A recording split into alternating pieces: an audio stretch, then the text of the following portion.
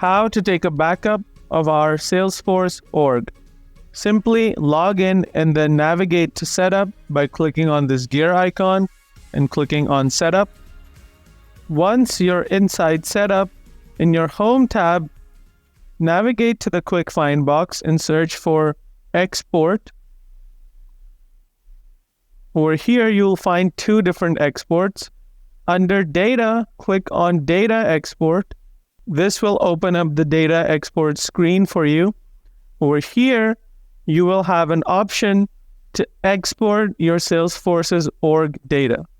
You can either schedule it for a particular time, or you can click on Export Now, which will take an instant backup of your entire Salesforce org.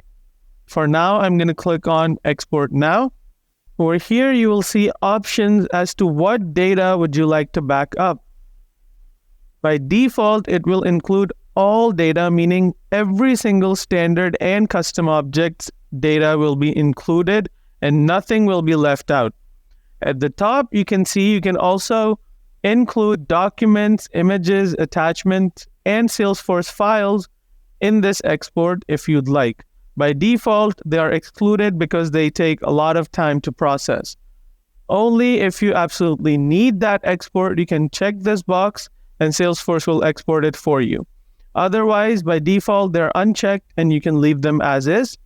You can choose any particular object if you'd just like to export data for certain objects. If not, you can leave it as is and include all data, which means Salesforce will export every single piece of data that exists in your org. Click Export Now or Start Export. Your export has now started. Salesforce will process all of your backup and send you an email with a link. Once you click on that link, you'll be directed to a screen where you'll be able to download your entire export, which will contain multiple CSV files that include your exported data. This is how you take a backup in Salesforce. Thank you.